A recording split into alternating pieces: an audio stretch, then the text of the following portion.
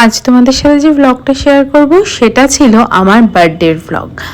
আর আমার বার্থডে তো 9 জুলাই গেছে, তোমরা অনেকে উইশ করেছো, তার জন্য থ্যাংক ইউ সো মাচ। আর সত্যি তোমাদের উইশের আমার খুব দরকার, কারণ গুড উইশেসগুলোই আমাদের লাইফে এগিয়ে নিয়ে যেতে খুব হেল্প করে।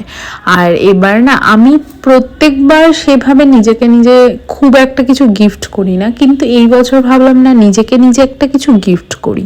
সেই জন্যই নিজের প্রয়োজনীয় জিনিস নিয়ে নিলাম, একটা হেয়ার ড্রায়ার, একটা ব্লো ড্রায়ার আর একটা স্ট্রেটনার, যেটা পার্সোনাল ইউজের জন্যই আমি ইউজ করব। কারণ প্রফেশনাল কাজে তো আমার প্রচুর ইকুইপমেন্টস আছে, বাট আমি এটা নিলাম জাস্ট নিজের জন্য। তারপরে তোমাদের সাথে শেয়ার করেছি আমার বার্থডে নাইট, মানে 12টার পর আমার বর এই সেলিব্রেশনটা করেছিল।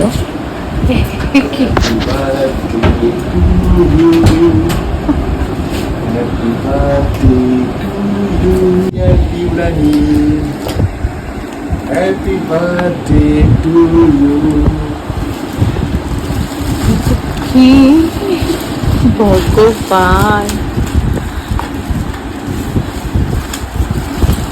বাবা কত কিছু, আমি কি ছোট করে দিই ওকে দেখো, ওদের স্পার্কেল ছিল না, সুগার স্পাইস। পাপা ঘুমাচ্ছে।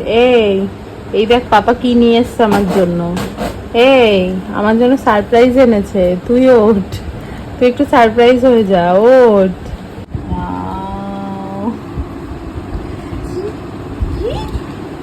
কি এনেছে? ওয়াইফি লেখার দরকার ছিল, আর ওর মধ্যে ওরাও বন্ধ করে দেবে। আর ওয়াইফি ওয়াইফাই, আমি তো তোমার বেস্ট ফ্রেন্ড, আমি ওয়াইফি পড়ে। বেস্ট ফ্রেন্ড লিখলে হতো।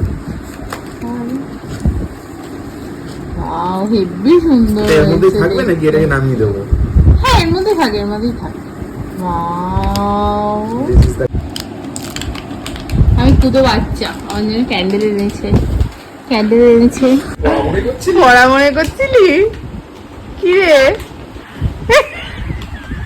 আমার বরের চলছে ডেকোরেশন। কি গো তুমি কি এক্সপার্ট? আমি সব পারি না, আমি দেখে দেখে শেখা। কিন্তু দেখে দেখে শিখেও যে মানুষ এত সুন্দর একটা সারপ্রাইজ দিতে পারে, কিন্তু আমি তো বানিয়ে নিয়ে আসলাম। আর এখানে আমরা আই এম তো অবাক অবাক। এই যে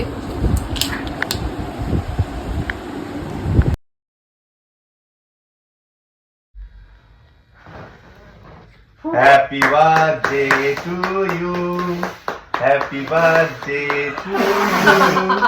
আরে তোমার মুখে একাকার করছে।